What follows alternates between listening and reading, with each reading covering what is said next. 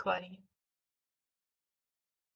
Good afternoon, everyone. We are absolutely honored and thrilled today to have Dr. Eyal Oren from San Diego State University talk to us about behavioral research in consideration of a ban on smoking. Obviously, very provocative and fascinating topic. But before I introduce our speaker, let me go over some housekeeping issues.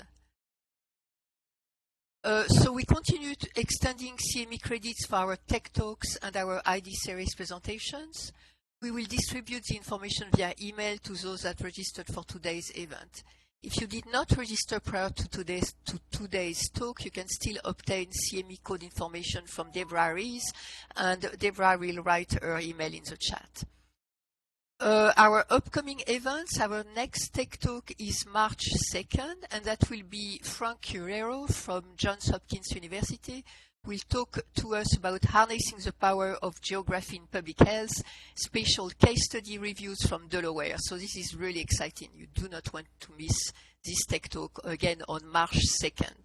And on March 9th, we have another ID series. It's Emily Kaufman from United Way of Delaware, who will talk about the Equity Cons Data Center and Partnership Initiative, building data capacity with community-based organizations in Delaware. So another also, I'm sure, very fascinating presentation. So again, I'm really excited to welcome Dr. Oren to our ID series today. Dr. Oren has been the director of the School of Public Health at San Diego State University since 2020, as well as professor of epidemiology in the Division of Epidemiology and Statistics in the School of Public Health, again, of San Diego State University. He is also co-investigator in the Institute for Behavioral and Community Health.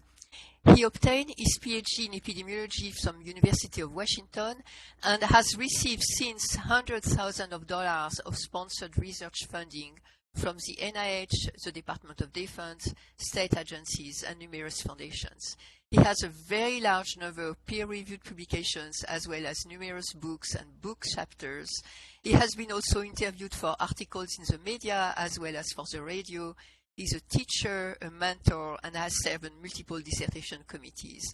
And he is a sought-out speaker, as evidenced by the large number of national conferences he has been invited to give presentations. So we are extremely lucky to have Dr. Oren today, and thank you so much for being here. Thank you so much, and thank you for that nice introduction. I'm excited to talk today, principally because this project that I'll be talking about is one that has actually, I've been in the research world for some time, and I imagine you all have as well. But most of the time, as you know, we do our work, and much of our work stays in preeminent or less eminent journals, and we talk about it within the scientific community. And I'm excited about this talk and kind of this work that we've been doing because we've seen the very clear translational and policy impacts, which, for me at least, is something that I kind of can only hope for with most of my other projects. And so I think that's been quite exciting. And this has been, I will say, even at a time where during a pandemic, and actually I've been engaged in a lot of other COVID work, and even there, it's actually this tobacco work that I'll talk to that has actually sort of picked up steam sort of behind the scenes. So I'll talk to that a little bit. I won't introduce myself again, but basically just note for those of you not familiar with our School of Public Health, we are a school that's been around for 42 years. I've been at a number of other institutions, but came to San Diego State in 2017, and then have stayed on and now direct the school. But it's a school of we've got about 1,000 students, 16 different degree programs, about 35 full-time faculty, so actually small in terms of the number of core faculty, but lots of other individuals who are lecturer or adjuncts, and so just to give you a sense of who we are. So I'm going to talk today, I sort of put a title that, again, I heard Christine mention the word provocative. I did decide to make it provocative, sort of say, well, what would it take for a complete ban on smoking? And, it's going to take a whole lot is probably the concluding sentence to my last slide. But I think I want to work through kind of a little bit of the history, where our particular project has played a role and sort of where we're going as it relates to what we call a tobacco endgame. So let me just briefly note, and I'll be speaking more to this. This whole project and over the last couple of years has been funded through essentially state tobacco tax dollars. And in California, we have something called the Tobacco-Related Disease Research Program, and it's quite a robust program that provides research dollars to investigators. And so these are all through state funds, through tobacco tax dollars that are obtained as part of something called the Tobacco Master Settlement. And I'll speak to that just briefly, just so we're clear about what that is. But that's really what's kept this program and allowed us to do somewhat innovative work that we may not have been able to do with through other funding streams. So let me talk a little bit about how our project fits into broader work. And in some ways, I wasn't quite sure. I was asking at the start who would be in the audience, and I won't poll people per se, but rather I thought it would be interesting to give a little more of a sort of have thirds to this talk, with the first third providing some broader framing and background. I'm not sure how many in the audience are familiar with what's happened around tobacco, both regulatory work and policy in our country in particular, and also how cigarette companies have changed their tactics. So I'll speak briefly to that. The second third will really be about our specific project, and the third more of the implications and what's been happening on the policy front in the US and worldwide. So I want to start by just noting, and this I think is no surprise to anybody, but commercial tobacco production dates back all the way back to the 17th century when the first commercial crop was planted. But then, as you can see from this graphic, that actually I really like. I wish this graphic itself were updated, but I decided not to pretend to update it. But it essentially shows you the growth in tobacco consumption over time. And this is interesting too because it actually quantifies the billions of cigarettes smoked over the years. And this is obviously an approximation. But essentially, we get to a point where this continues to go up and up and up. And we're at a point in time now where we have over 1.3 billion smokers in the world, with about 8 million deaths each year due to tobacco smoke. And I'll just also note, because this will be relevant to some of the other implications, when you talk about approximately 5 trillion cigarette filters, you're looking at even just a weight of about 2 billion pounds worth of just stuff, of waste. And so keep that in mind, because I'll come back to that. So just a quick sort of look through time. Tobacco smoking was not always a big deal in this country. Essentially, with the start of the 20th century, we saw both because of marketing and sort of the appeal due to movie stars smoking and various conditions, right? We had the Great Depression, we had world wars. We saw smoking go up and up through the mid 20th century. When in 1964, and probably many of you who are as scientists familiar with this, there are a number of very interesting case control studies that took place right before that. Dahl and Hill, as you probably know from our causality criteria, if you've taken an Epi kind of 101 course, had the first kind of definitive study linking smoking to lung cancer. 1964, we have the first Surgeon General's report. And so we start to see a slow decrease in consumption, and then actually that increases over time due to a bunch of different things. So some of it is legislative, some of it is the tobacco settlement, which I'll just get to in just one second, and some of it is just, again, the appeal starts to decrease when people understand some of the implications. So let me talk just briefly about the Master Settlement Agreement, which is what I've been calling the tobacco settlement. So in 1998, 52 state and territory attorney generals, actually sign a master settlement agreement with the 4 largest tobacco companies in the U.S. at the time to recover billions of dollars in healthcare costs. And this is a really landmark point in time because it allows for specific actions, and those include taxes. I mentioned how the reason my work has been funded is through these tax dollars. It includes additional legislative and policy action, barring kids from getting certain marketing and so on, and it generates actually new nonprofits. So for those of you who've heard of the Truth Initiative, that exists because of the funding that was provided through this as a nonprofit to advocate for abandoned smoking.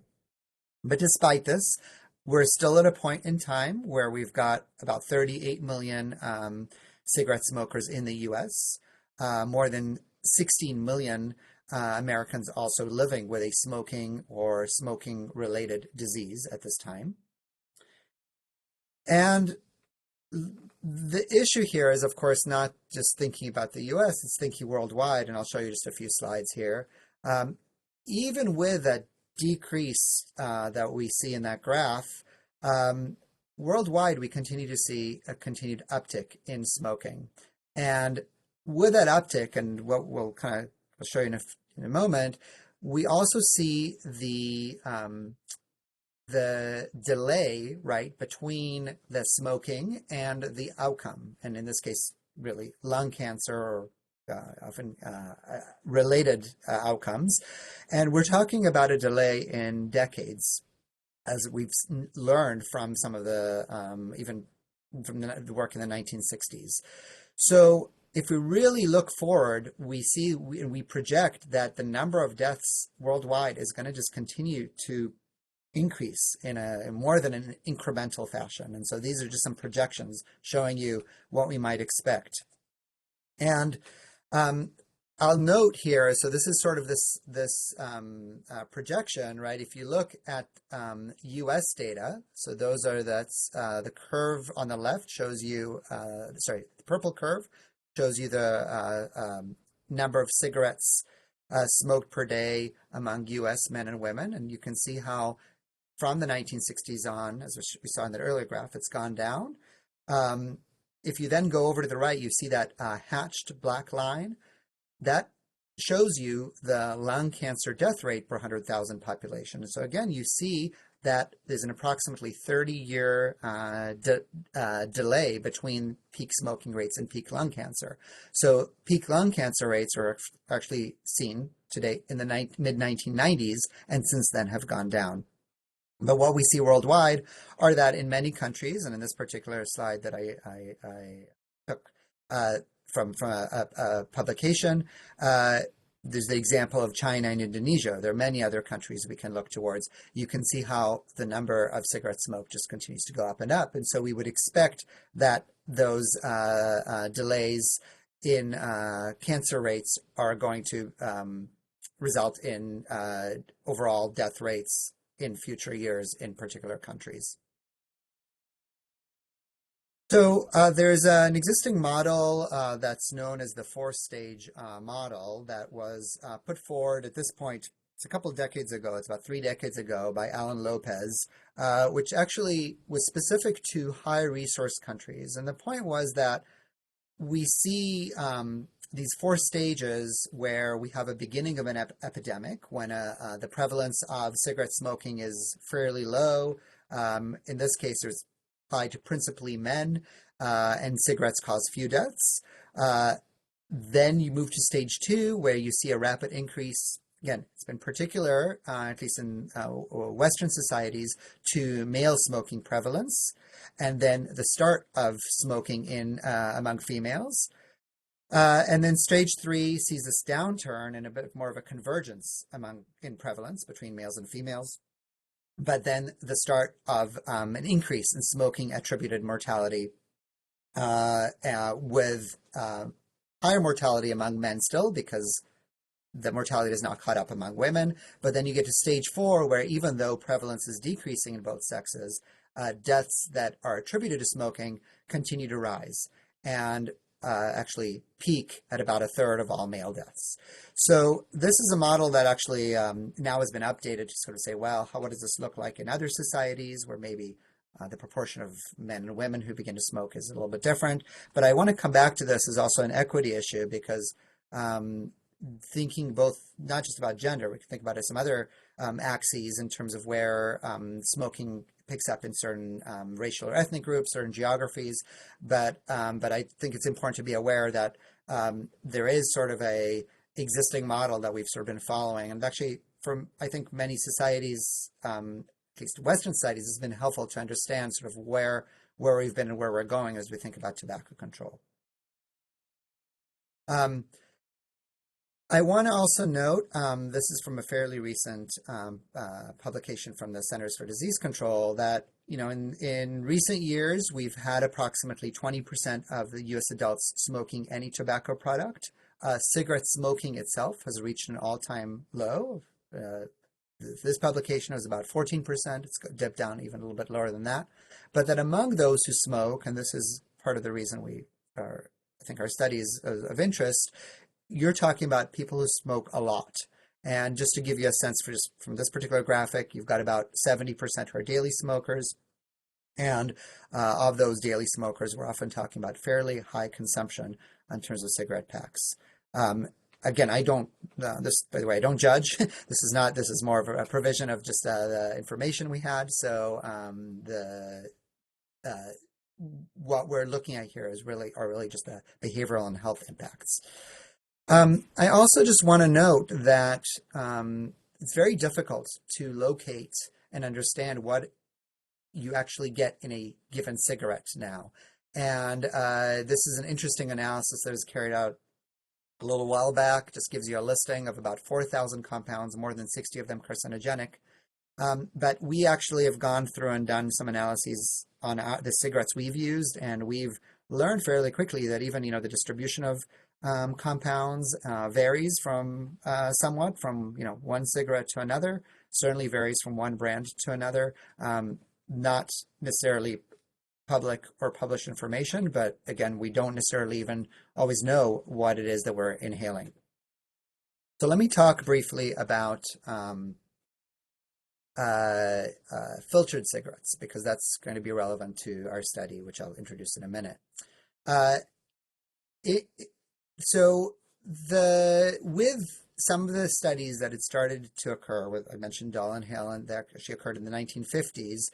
Cigarette companies basically said, you know what, we want to stay in business, and we need to make a change. So in 1952, companies introduced the filter because of this potential lung cancer scare, and touted it as a safer version of smoking, basically saying, without any evidence, that it's certainly easier to smoke, and that's part of the reason actually we are conducting our study now 70 years later, but also just touting it as an alternative that wouldn't cause lung cancer. So it didn't actually take that long in scientific time to get to the U.S. Surgeon General report, where in the mid-1960s, the report itself actually noted that cigarette filters were unproved in reducing harms to the average smoker. They didn't go as far as to say that they were worse, or there was distinct evidence that filters would do X, Y, and Z, but basically there was just no evidence to show that there was this reduction. At this point in time, as I mentioned before, this report was really very, very important, consulting, the totality of the literature in terms of concluding that smoking was the major cause of lung and laryngeal cancer, particularly in men, because of the evidence that was out there at the time. But despite that, and this is what we see today, many smokers continue to believe that filtered cigarettes were safer. It's because it's a new innovation. It feels better to smoke. But again, note that before this time, cigarettes are it's like roll your own, right? It's not or you purchase them, but there isn't that filter at the end. So what's happened since then is that, since their introduction, now when you go and purchase a pack of cigarettes, you are essentially going to get a filtered cigarette. You can get unfiltered cigarettes, but it's much more challenging to find. And in fact, what we've seen now that a few decades have gone by is that in general, as we've seen the cigarette market turn to filtered cigarettes, we've also seen actually an increase. Again, we know that there is this time lag, right, till we get outcomes, but we've seen an increase in various adverse outcomes, and these include specific types of lung cancer as well as cardiovascular disease, and we can kind of go through a list. And then interestingly, we've also seen a shift in the type of cancers we've been seeing, probably because of some of the smoking behaviors and even compensation by smokers in terms of the ease with which they can smoke a filtered cigarettes. So we've seen a shift to more aggressive adenocarcinomas from what were from other cancer types, from squamous cell carcinoma, for example. And then in addition, I'll just come back to this, the filters are this additional source of pollution. Where I live in San Diego, though, it's quite interesting to think about because we're near a lot of beaches and we see this major pollutant. And so there's this additional environmental side. I focus on the health side, but that I think is important to be thinking about, and actually is a way of engaging with some of our high schoolers, youth, where sometimes they're going to care more about that than necessarily thinking about the outcomes 3 decades later. So what we sought to do here, and I'll show you another slide in a minute, but broadly, we basically said, well, what happens when committed smokers smoke filtered and comparable unfiltered cigarettes? So essentially we said, well, let's look at people who smoke both in a controlled environment and understand these kind of basic things, but where we just have not had the more directed evidence to be able to say, well, how might this how might a head-to-head comparison, really assessing whether filtered cigarettes are indeed safer or healthier, result in potential change? So given kind of where we are now, less people smoking, but among those who are smoking, pretty committed group, and largely smoking filtered cigarettes. So we really wanted to understand, are there differences in satisfaction and attitudes in the smoking behavior? So I'll talk to what topography means in a minute. And then also in terms of actual metabolites, kind of what they're excreting. Just briefly, nowadays, a cigarette filter is made from the same material that's used to make camera foam. So that's cellulose acetate, which is, cellulose is just the fibrous part of wood. Back in the 1950s, by the way, asbestos was part of the filter. So, it known to cause lung cancer at this point when inhaled. But even with this change, when you think about people inhaling, especially taking deeper doses, these small cellulose acetate fibers are inhaled, and the filters themselves may be hazardous to smokers' health by contributing to the toxic load of the smoke. And I'll also note that even though tar and nicotine levels that have been delivered by cigarettes have declined over the last 50 years or so, what's been happening, and this is kind of what we're looking at here too, smokers of low-yield brands have not necessarily substantially altered their exposures because of the compensatory smoking, as well as changes in the cigarette design. So just to give you a sense of the aims of this study, as I noted them briefly earlier, but so in a little more depth, understanding smoking satisfaction and attitudes if smokers switch from smoking filtered to unfiltered cigarettes, measuring changes in the topography and the cigarette smoke per day with a switch, and measuring changes in these biomarkers among those who switch. So this is a study that's conducted just north of San Diego in an area known as San Marcos. It's an area that has, I'd say, a slightly lower median household income than some other parts of San Diego. Not necessarily the poorest area, but it's really more of a designated census tract, or number of census tracts actually,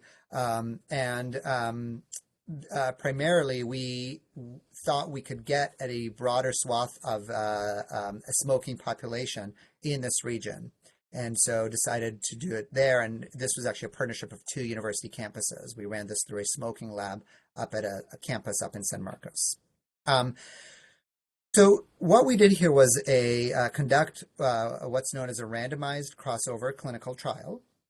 And so let me get into the weeds here a little bit without hopefully overwhelming anyone with the content on this single slide. But what we did was randomize individuals across a 9-week, 2-sequence, 2-treatment crossover trial. And essentially that means that individuals were randomized into one of 2 treatment groups. They either smoked filtered cigarettes or unfiltered cigarettes as their first treatment group. They did that for 2 consecutive weeks under fairly controlled conditions. They then had a washout period where they were expected to cease smoking, and then they were crossed over to the other condition. So if they were in the unfiltered group, they now were in the filtered group, and the filtered group, now they were in the unfiltered group. And the advantage, of course, to this kind of design is that, when we try to think about causality, right, in an ideal world, we might be able to randomize half a population to filtered cigarettes and half a population to unfiltered cigarettes. And you might consider kind of what the ethics would look like. And actually, I welcome questions on that here too, but because they can be complicated, but also the feasibility, obviously. And so what's nice here is that we actually have individuals serve as their own controls. And this is a small study. We may, especially folks, biomedical community, we might be used to studies with thousands of patients. This is really introduced as a pilot trial, as a feasibility study, just 40 participants. But you can imagine that when we're getting these very, very detailed measures, which I'll go into, especially on the behavioral side, we actually end up with thousands of time points for individuals. And because we're also really interested in, we're interested in the effects, obviously, across populations, but because we're really trying to understand how people change their behavior based on their treatment condition, when they serve as their own controls, the study is powered well in terms of looking at some of the things we propose to look at. Let me just state a couple other items. To be eligible, participants, these were adult participants. They had to smoke at least 25 days a month, smoke at least 5 cigarettes a day on the days they smoked. They had to have smoked for at least a year, and they had to have actually smoked exclusively filtered cigarettes for the past year so we could standardize the exposure prior to randomization. I won't go into it today, but I'm happy to answer beyond that. We did actually do some stratifications by sex as well, partly because some of the background I gave you earlier. And then we collected a whole number of different measures, and they included, some basic vitals, urine samples, smoking topography, which I'll discuss, questionnaire data, which examined things like knowledge, perception, satisfaction, dependency, addiction, things like that. And then actually, let me stop there and then I'll get to some of the measures. Okay. So individuals were given a choice. The 2 cigarette brands that were, I'd say, and still I think are available in our local market in both filtered and unfiltered forms were Camel and Pall Mall. So as long as individuals committed to smoking one of these 2 brands, we provided them with the cigarettes. And this is where I kind of always get questions. So I'm going to not take them now, but I'll ensure there's time at the end, in terms of how that works. But we provided individuals with cigarettes during each study visit and basically then monitored their smoking over the course of the study. And so it's a little hard to see maybe from this graphic, but actually this photo is supposed to illustrate, like with a Pall Mall on the left, you can see the 2 different kinds of boxes show you the filtered and unfiltered varieties. We recruited through a whole number of different modalities, through actual broad ads, participants in other smoking studies. We, as a clinical trial, we have a posting up at clinicaltrials.gov, so got some interest there, study website. But really, we were pretty open to figure out how to get respondents. This is just a brief consort diagram, and essentially what I wanted to just highlight here were that we had Just to get to those 40, we actually had 210 people. Hopefully you can all see this, and it's quite small. Screened for eligibility, about 160 eligible, and then based on the different criteria, 43 and who ended up getting randomized, 21 to the filtered condition first, and 22 to the unfiltered condition. And I won't go into this. I have this citation separately if you want to read the paper, but obviously, various reasons, people also drop out. I'll get to that in a minute. I already talked about the enrollment criteria a little bit. This is a challenge, right? Because we want this to, in a sense, be a somewhat pragmatic trial, but we also do want to carefully control both from safety perspective and a perspective of, knowing that we have these committed smokers, the inclusion and exclusion criteria. So I won't read these all out right now, but again, this is obviously something we think about in terms of representativeness and who we're enrolling in a study. And then I spoke briefly about some of these, but here are some of the measures that we that we assessed, and that I won't talk about all of these today, but they include risk perceptions, knowledge. We have some narrative questions that are quite open, symptoms. This is really less from the outcome standpoint, but rather we were trying to understand the possibility of side effects and whether we should, or were we creating possible dependence here. So dependence, addiction, satisfaction, and I will just point this one out because I'll come back to it briefly, is that we use something called the MCEQ, which is the Modified Cigarette Evaluation Scale. If any of you have done tobacco research, you'll be familiar with it because it's a very commonly accepted and validated scale looking at satisfaction, harshness, pleasantness, and I mention that just because I will come back to that one. And then I mentioned something called smoking topography, which is essentially measuring this second by second variability and information collection, right, around a user's smoking. And so what we do is we actually have individuals smoke their cigarettes through devices. And this is an example of our Cress Pocket device. This is actually from a company in Europe. They have a distributor in the United States. And so every person gets one of these Crest devices, and that measures these incredibly specific information with incredible specificity. So for example, the duration of a single puff, the number of puffs per cigarette, the amount inhaled, right? And so we provide these during very specific weeks at baseline, during the initial switch, and then after the crossover switch as well. These devices have their issues. We actually published a paper in terms of some of the challenges we had with calibration, overheating, clogging, melting. It's almost like, you hear about the electric car batteries, or, that we encountered some of these, and I just note some of these issues here. Questions of compliance. So we kind of looked at these again as a separate thing. But overall, I'd say we felt like there weren't, the number of issues we had and where there were issues were fairly comparable across the two study arms. And when we had non-compliance, we basically, we would look at the missing data and we would impute the missing data when we could. There are some examples where for very specific variables, we basically said, we're not able to look at it for certain participants. The last thing I'll mention, and without kind of working through all of this, is just, when we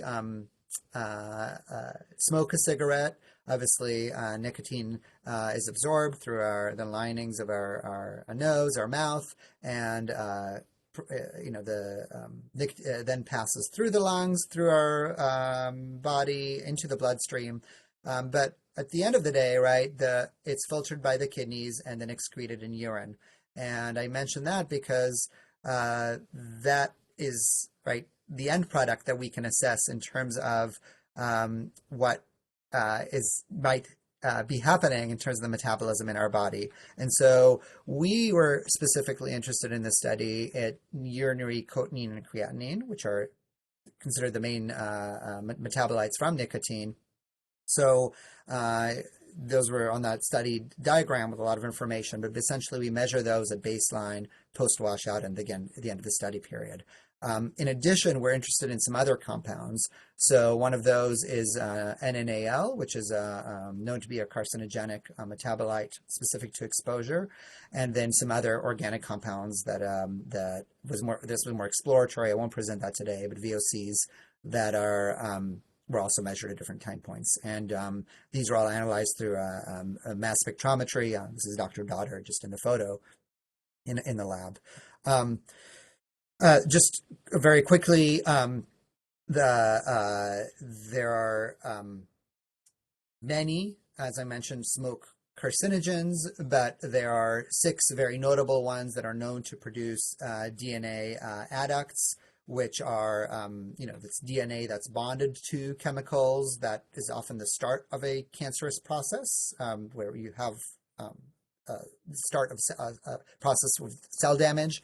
I just have NNAL there in that red rectangle, just as a note that, the NNAL is metabolized from what's known as NNK, and then this sort of, again, a process that I won't talk through, but that leads to the DNA adduct that then goes on potentially to result in a cancerous process. So as I mentioned earlier, we had some initial issues, and for example, we had a no-show rate.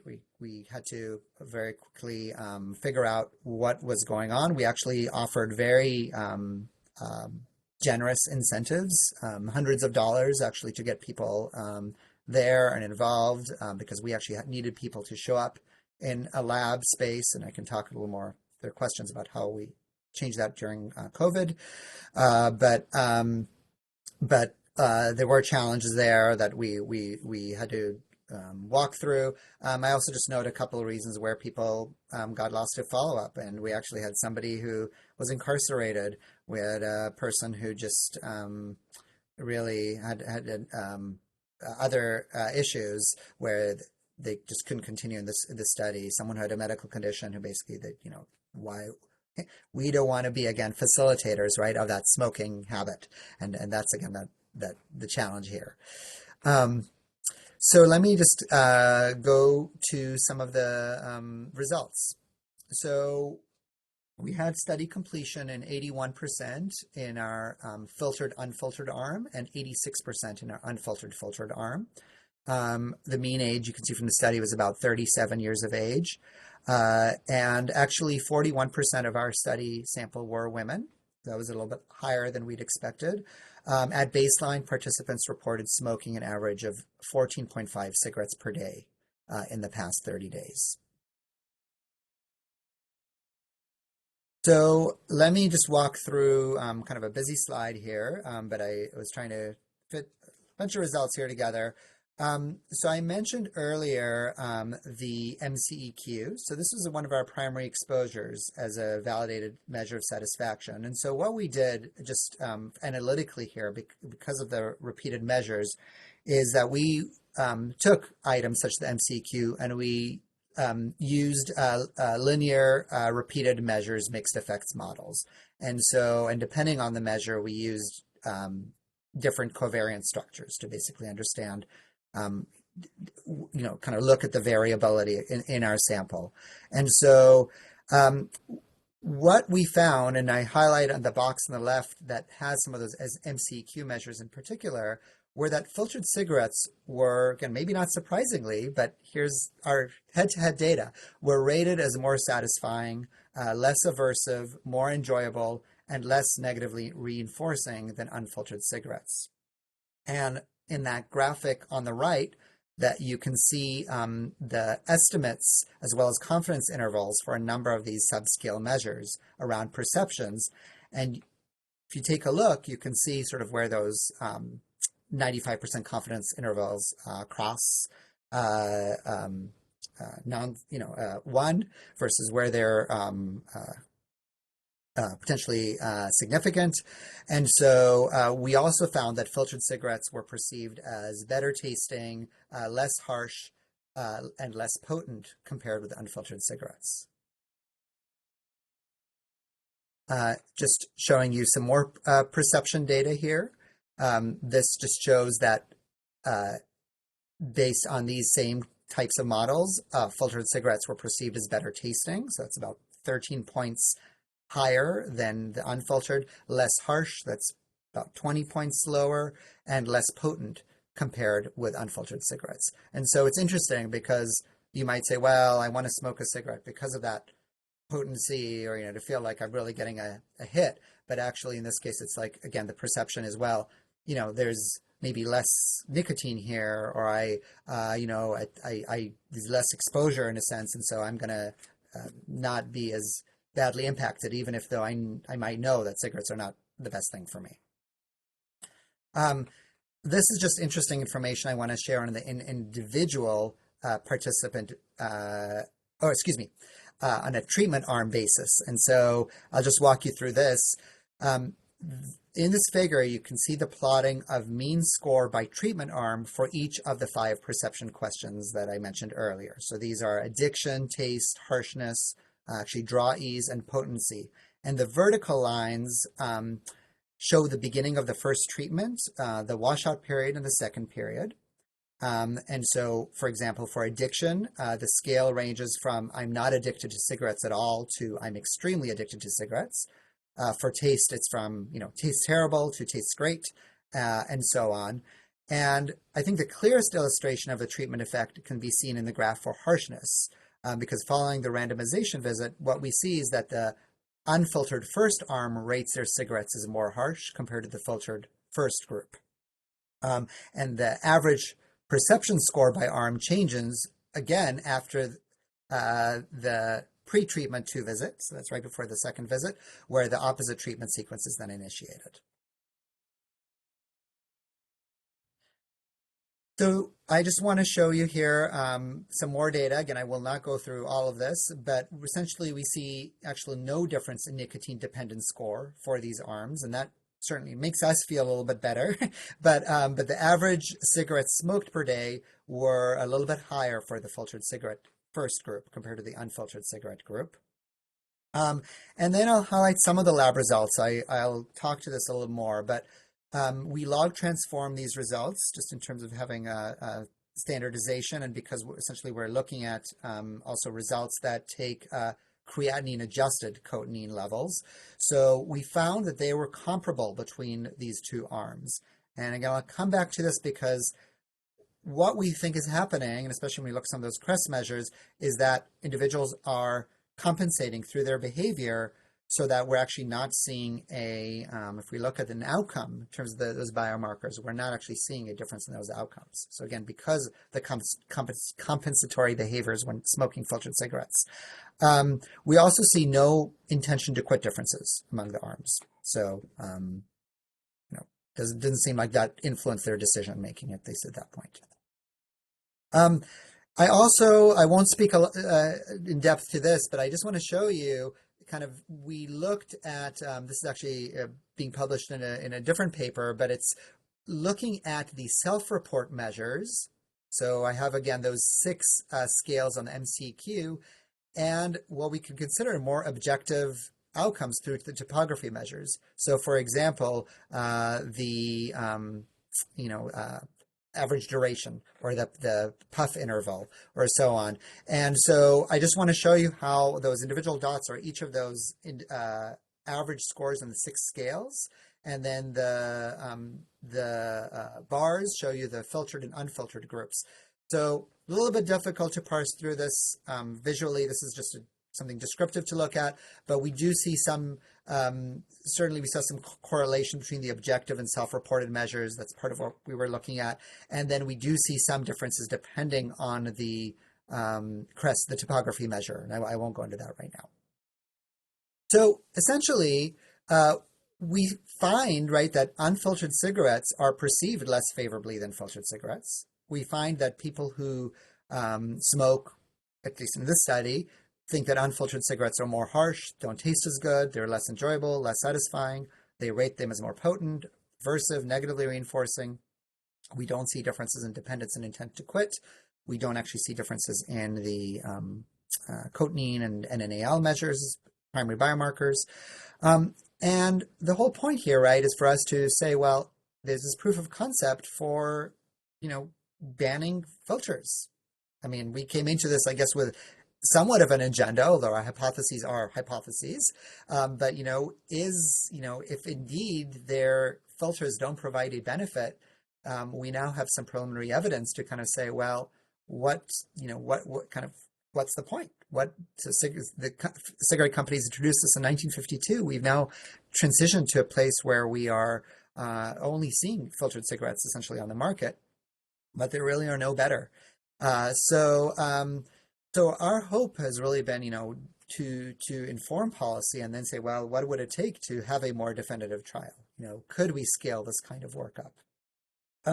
Beyond that, I think it's important to note the importance of thinking about these issues from a number of different areas or positions.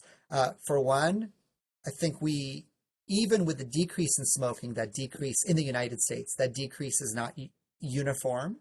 And the slide is just meant to illustrate the fact that while we see decreases in lung cancer cases among males on the left side, among females, you can see there's a slight decrease over time if you're a female living in a metropolitan or more urban area, but it's pretty much flatlined if you're in a more rural area.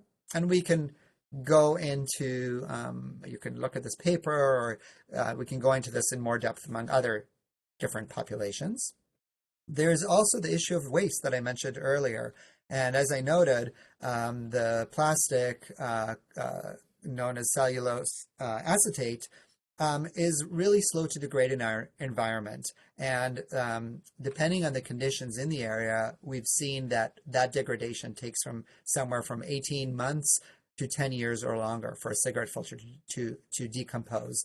And again, recall that these used filters are full of toxins, right? 4,000 chemicals, maybe we noted earlier. These toxins leach into the ground and waterways. They damage living organisms that come into contact with them.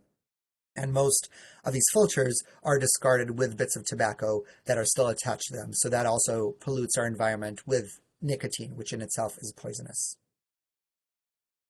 So what happens next? The project, obviously, as I noted, we hope has the potential to inform policy. And from a scientific perspective, our hope in running this was to say, well, what it would take to scale this up. We learned that just running a project that at this scale that I noted was incredibly time and resource intensive. I'd say this project cost on the order of about $700,000 to run, included about 25 personnel. So kind of put here, well, is it wishful thinking? What do we do from here? But let me say this. There's been policy progress over time. And so, for example, we saw in 2009, the Family Smoking Prevention and Tobacco Control Act that regulates the sale of specific tobacco products. We've seen in the state I live in, California Clean Water Act and a trash amendment, which actually prohibits larger waste items from entering stormwater drainage. And so there are those types of examples that were already happening. In addition, worldwide, and specifically in the US, we've seen what's known as the Tobacco Endgame, which has a number of different levers around thinking about how to eventually do away with tobacco. And I'll give you some of the examples in a bit. But worldwide, this is known as Empower, which stands for, it's an acronym for, you can see on that slow, monitoring, protecting, offering, warning, enforcing, raising. And so a mix of different levers. But this has been implemented in different ways in different places. And so in California, for example, this is where I'm not a native Californian, but I am proud to be in a state where there's really been a very concerted policy approach to the end game. And again, I will not mention every single one of these initiatives that you see in these little boxes, but rather these are all policies and approaches to leverage taxes, regulation, legislation to lower tobacco sales and availability of tobacco. And so some policies are licensing. So licenses, can ensure compliance with business standards, reduce youth access to tobacco, limit the negative public health effects associated with use. Others are smoke-free spaces. So smoke-free public places. I used to live in Seattle, and I remember very clearly the hoopla that came around when there was first banning and concerns about places going out of business, and really there's some actual studies that came out really showing no particularly detrimental effect to bars and restaurants that were concerned initially, and then actual no sale of tobacco product legislation. We have examples across different places, two areas in Los Angeles area, Brookline in Massachusetts, which has eventually said we're going tobacco free, and we're not going to allow the sale of tobacco products, not just to you if you're under 21 right now, but forever if you're in a particular cohort. And this is an approach that New Zealand has taken up. You may have heard about that too. I think I have a slide on that. And then there's also been a lot of other movement. About 300 state, local, and Native American governments have restricted or banned the sale of flavored tobacco products. Last year, although this is still ongoing, our Food and Drug Administration proposed a ban on menthol cigarettes and flavored cigars. You may all be aware how menthol cigarettes have disproportionately impacted the African American community in the United States. Unfortunately, this has been very slow moving, but because it's been slow moving, very specific local governments and city councils have made their own legislation. So I'm more familiar with legislation where I live, but in last June, the Los Angeles City Council banned all flavored vapes and tobacco products unanimously, and the public actually supports this. There was just released data, I think a couple of weeks ago, from 2021 in a CDC poll showing that 62% of adults supported a policy prohibiting the sale of menthol cigarettes. 57% supported a policy prohibiting the sale of all tobacco products. This just shows you kind of some of what's been happening in California specifically. I won't go into all of it, but again, I mentioned the local legislature just this January, last month, San Diego, where I live, moved forward a ban on flavors. I'm particularly thinking about menthol and youth. And there's some others other states that have done a similar thing. So I will note, this is where I think there's been the interface of their study. New York proposed a statewide ban, and I'm not sure if anyone in the audience has follow-up on this. I was trying to see what else I could find publicly, but part of this was with interface with some of our study investigators. Dr. Novotny is quite involved in our study and has been quite involved with some of the discussion at the policy level, and so I kind of put this up here. In France, there's been some discussion, and I put this not because I don't have great French, but because I was proud again that they are citing our work. And so I kind of put this citation in the bottom here because, again, I might just read about it, or I might be approached by, this actually happened to us with New Zealand, where they actually approached us and wanted to hear more as it related to their discussions around policies, but this has now happened in a number of areas. And so England has had discussions about going smoke-free by 2030, and also discussed some of our findings. I just highlighted it here. And then I mentioned New Zealand, where, really interesting, people aged 14 and under in 2027 will never be allowed to purchase cigarettes. So this is essentially saying, we're familiar with cohort effects. They're taking this cohort approach where, cigarette smoking essentially is going to get phased out. And that's where you're also now seeing in some of these municipalities in the US. And then very recently, if you're listening to the news, this is just last month, I happened to see this in the news. No other reason. This is from the BBC. In Spain, tobacco firms are going to have to pay to clean up cigarette butts. And so there's a very particular cost approach that's been taken in terms of saying, well, what does it cost per cigarette or per smoker? Don't know if anyone's familiar with the World No Tobacco Day. We have a lot of different world days, but annual World No Tobacco Day is 31st of May, and we've again had more emphasis on the environmental consequences, not just the health consequences, and trying to think about how to have greater outreach to different generations and different populations. So I'm going to stop there. I'm noticing we're at time, and I'm not sure if we have time for questions, but I welcome them. I can stay on. I just want to thank our study team, lots of others, especially students involved. This is how you can reach me, and I will stop there and then try to minimize this. So much, Dr. Oren, so I can see everybody again. Thank you for this fascinating presentation. Any questions from the audience?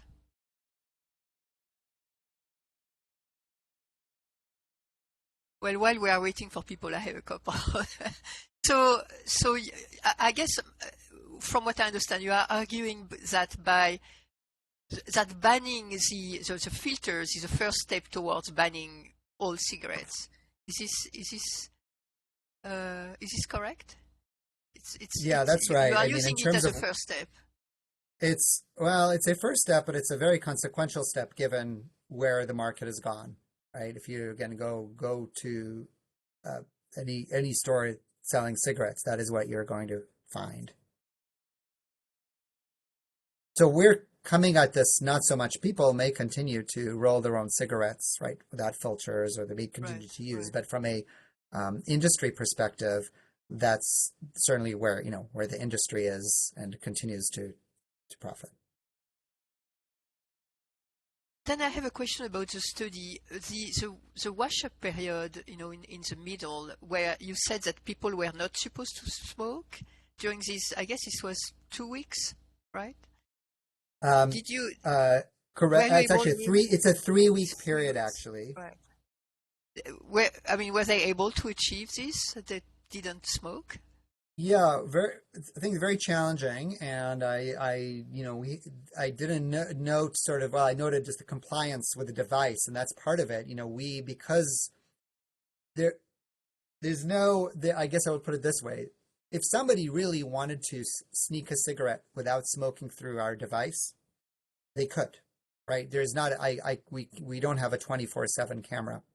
However, we did a number of things. I don't think I mentioned obviously smoking through a device. We collected cigarette butts. So we also provided cigarettes. We collected the butts. It's pretty gross, right? So we kept these packages of, so we self-reported, and then we measured, we got urine samples. So we sort of did the best we could. Again, it is obviously possible somebody has their own pack of cigarettes. They may they may try to do their own thing, but we very carefully monitored, again, both, I didn't mention this in terms of our overall outcomes, but for an individual level, what those biomarkers looked like in relation to the degree smoked, and getting a sense of, we know what those ranges look like, how the number of butts correlated, how did that correlate with their self-reported data. And actually the self-reported data came from both just how many cigarettes are you smoking. So we were in constant contact with individuals. So this is quite an intrusive study. As I said, this is the kind of a question of, sort of real life versus not, or what but then actually also one of the questionnaires also has frames these questions as well. How many cigarettes did you smoke over the past 7 days? And so we had a number of ways of triangulating the information to really try to make sure we were in a place of having the truth. But yeah, especially with the CREST compliance that I mentioned, there were some participants where we had concerns. And Very intensive study. I think Laurie Siabatoni has a question. Laurie, do you want to ask your question? If you can unmute yourself.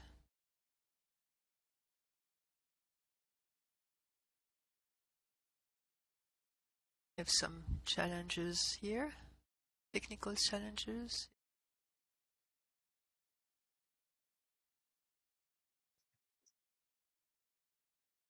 Hello? Yes, we can hear you, Laurie. So my question is, over that 3-week period, were the individuals, when they were not supposed to be smoking, were they able to use any type of tobacco replacement, or did they just basically go cold turkey for 3 weeks? They were allowed to use replacement. So if they, I mean, it's a little more technical, and it's not either. Actually, I should mention this. We also had to decide early on to what degree we're going to allow use of other products. So about if we even look into high schools now, you're talking about, I think, about 18% or 20% of students who use multiple, and these were slightly older population we had here, right? But use multiple products, and I guess we're talking about, right? Whether it's you've got vaping now, obviously we didn't talk about vaping here, which is marijuana, cigars. So we allowed for a baseline co-use. It couldn't go over a certain amount, so we again relied on having strong baseline data, and we allowed that to continue, but we again monitored that on a weekly basis in terms of what other products individuals were using. So because we wanted to make sure we were controlling for any change. But to the question of nicotine replacement therapy, I'm just trying to see if I put that in the slide where I showed you the inclusion and exclusion. We allowed for patches for, chewing gum. I don't know if if it's a specific concern about kind of any interaction in terms of, so let me know if there's more to it in terms of that question. But we weren't trying to create additional barriers for individuals. I'd say at baseline, we were looking for individuals who, it's complicated because if they want to stop smoking during the trial, we weren't going to stop them. And we did have an individual who had basically said, you know what, I want to stop. And we were like, that's great. So we referred them to a quick line. And in fact, we always give individuals information about a quick line. But at baseline, if they basically said, well, we're already using some kind of pharmacotherapy to aid in smoking cessation, if they'd done that in the past, I think it's a month before, then they were excluded from the study. So I do want to be clear, we were again looking for individuals who we thought were committed smokers anyways, partly because of the study design and outcomes, and partly because, again, we were really, really careful in terms of wanting to make sure we weren't facilitating anyone's smoking here. So that's, which, again, is very kind of, we went through a lot of hoops with our IRB, and I can talk to that a little bit more in our data safety monitoring board in terms of, well, what does that look like? What do we need to be following, and how often do we report? And so I think that part is was quite unusual, even for, again, a small study, relatively speaking. So at the end of the study, did you give the patients, incentives not to smoke? Or all the information? We always gave them, I put it this way, we always gave them, there was always education provided, not just at the end of the study. We actually did it throughout. We basically said, here's, at baseline, education and a direct referral to the smoking hotline, which is, again, you might say is counter to what we're trying to do. But we're all the study team are all, individuals working in public health. And I think we see it as a success, right? If we lose participants too, because they're not going to smoke anymore. And in fact, we did follow up, but just with a survey post study, and asked individuals if that, where they were they're smoking. And we didn't get anybody saying, I'm cold turkey, but we did get more of intention to stop. And we didn't actually end up publishing that information because it was just a small sample. And at that point, it was during COVID, we had differential, I think we got maybe 30-something% responded. So it's just not a huge sample, but we had a number of people who said, oh yeah, I've been thinking about this a lot more.